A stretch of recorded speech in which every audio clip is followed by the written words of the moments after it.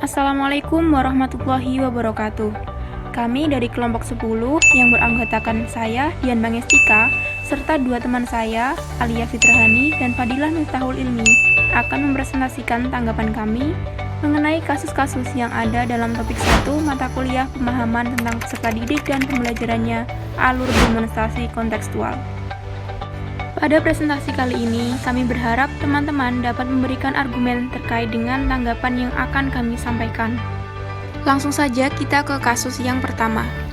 Bayangkan jika Anda adalah seorang guru matematika di kelas 7. Saat ini Anda hendak menyampaikan materi mengenai matematika sosial, yakni mencari nilai rata-rata. Untuk memudahkan peserta didik dalam memahami pembelajaran, Anda mencoba untuk membuat urutan atau langkah-langkah yang perlu diikuti oleh peserta didik agar dapat mencari nilai rata-rata pada sebuah soal. Anda meminta kepada peserta didik untuk mengerjakan soal yang Anda berikan. Hasilnya, peserta didik mampu mengerjakan dengan benar sesuai dengan langkah yang telah Anda siapkan. Beberapa saat kemudian, Anda meminta kepada peserta didik untuk mengulangi soal yang sama tanpa melihat urutan pengerjaan soal. Dan peserta didik mampu mengerjakannya dengan benar. Pertanyaan yang pertama, menurut Anda, apa yang membuat peserta didik mampu mengerjakan soal dengan baik pada percobaan kedua tanpa melihat urutan atau langkah pengerjaan soal? Peserta didik mampu mengerjakan soal dengan baik pada percobaan kedua tanpa melihat urutan atau langkah pengerjaan soal karena guru sudah membuat urutan atau langkah-langkah yang perlu diikuti oleh peserta didik agar dapat mencari nilai rata-rata pada sebuah soal. Sehingga peserta didik sudah memiliki gambaran tentang pengerjaan soal dan dapat menerapkan konsep tersebut dalam pengerjaan soal matematika pada percobaan kedua secara mandiri. Selanjutnya, soal yang kedua, sebagai seorang calon guru, dalam kegiatan belajar seperti apa metode di atas dapat diterapkan? Elaborasi jawaban Anda dengan menyertakan teori yang berkaitan. Metode pembelajaran di atas dapat diterapkan sesuai dengan teori belajar scaffolding dari Vygotsky dan konstruktivisme dari Piaget. Yang pertama, scaffolding atau pemberian sejumlah bantuan dilakukan kepada peserta didik pada tahap awal pembelajaran. Kemudian, mengurangi bantuan dan memberikan kesempatan kepada peserta didik untuk mengerjakan secara mandiri tanpa bantuan. Berikutnya, yang kedua yaitu teori konstruktivisme, memungkinkan peserta didik membangun pengetahuan mereka sendiri berdasarkan pengalaman. Peserta didik dalam kasus ini mengerjakan soal dan membangun pemahaman mereka sendiri tentang cara mencari nilai rata-rata yang memungkinkan mereka mengerjakannya lagi dengan benar. Berikutnya adalah kasus 2. Rina adalah seorang guru di kelas 1 SD. Sebagian besar peserta didiknya belum bisa berhitung dengan lancar. Rina sedang memikirkan cara yang sesuai untuk membantu setiap peserta didik menyelesaikan tantangan dalam belajarnya. Pertanyaan yang pertama yaitu, menurut Anda, apa yang dapat Rina lakukan untuk membantu peserta didiknya sesuai dengan tahapan perkembangan usia? Kemudian, pertanyaan yang kedua, mengapa kamu menyarankan hal tersebut?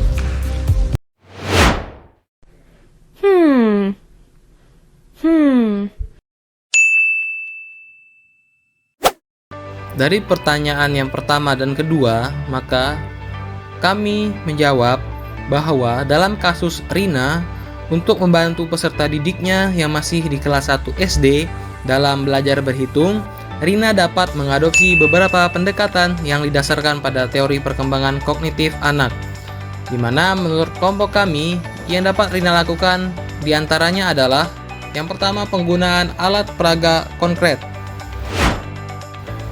Sesuai dengan teori konstruktivisme Jean Piaget, anak-anak di tahap operasional konkret atau rentang usia 2-7 tahun yang belajar terbaiknya adalah melalui manipulasi objek fisik dengan menggunakan alat peraga. Misalnya, Rina dapat menggunakan blok, koin, atau buah-buahan untuk mengajarkan konsep berhitung.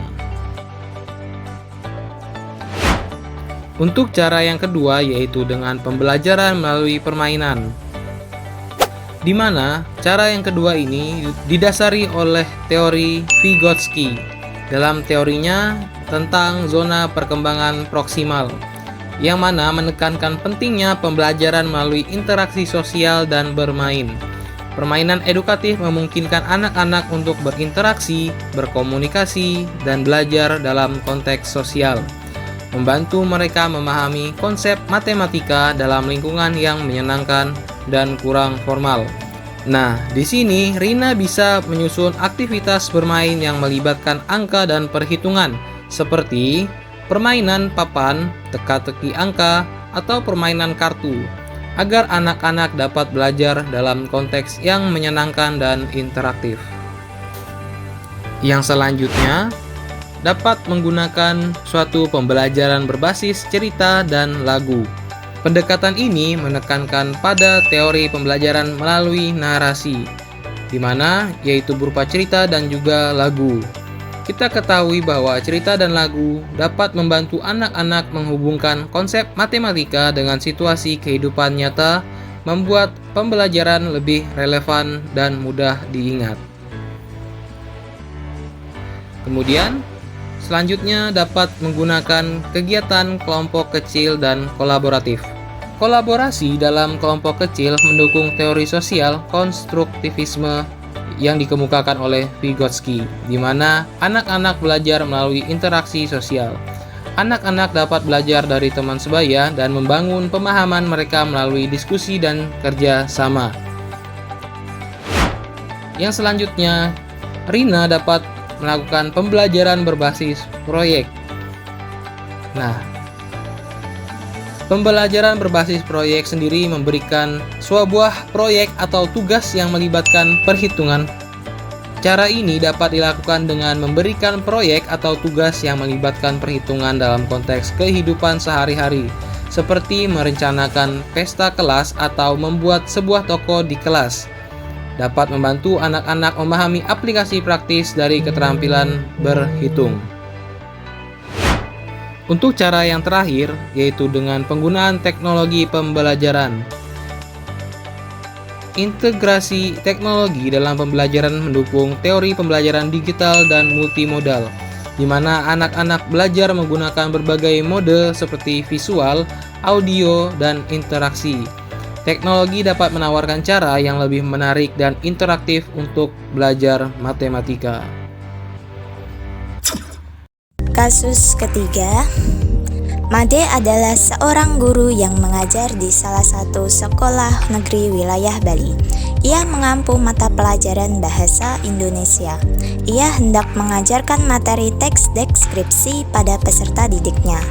Pada buku cetak yang menjadi panduannya saat mengajar, terdapat beberapa contoh teks deskripsi menceritakan tentang bangunan-bangunan pencakar langit yang ada di ibu kota. Dengan memperhatikan latar belakang setiap peserta didiknya, Made pun mencoba untuk memberikan contoh yang berbeda. Ia memberikan contoh teks deskripsi tentang pantai dan makanan khas di daerah Bali. Pertanyaan pertama, menurut Anda, apakah pertimbangan dan keputusan Made sudah sesuai? Mengapa demikian?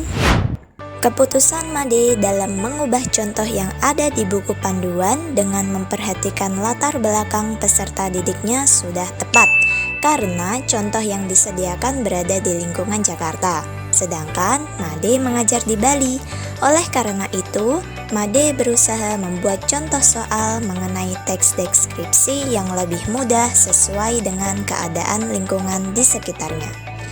Keputusan Made membuat pemahaman peserta didik menjadi lebih mudah karena peserta didik mampu membayangkan apa yang disampaikan oleh gurunya berdasarkan pengalaman mereka di lingkungannya sendiri.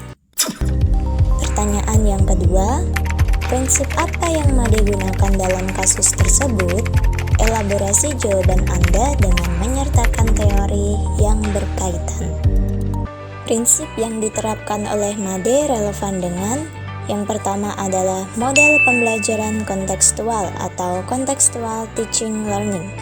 Karena pemberian materi dikaitkan dengan keadaan lingkungan sekitar yang dirasakan oleh peserta didik itu sendiri, yaitu pantai dan makanan khas daerah Bali. Yang kedua adalah teori konstruktivisme oleh Vygotsky yang menekankan pada peran penting lingkungan sekitar untuk mendukung suksesnya kegiatan belajar mengajar. Dan yang ketiga adalah CRT atau Culturally Relevant Teaching, di mana konsep pembelajaran ini berusaha mengaitkan pembelajaran dengan unsur-unsur lingkungan budaya di daerah peserta didik. Baik teman-teman, demikian tanggapan dari kami mengenai kasus-kasus tersebut. Lebih dan kurangnya kami mohon maaf. Wassalamualaikum warahmatullahi wabarakatuh.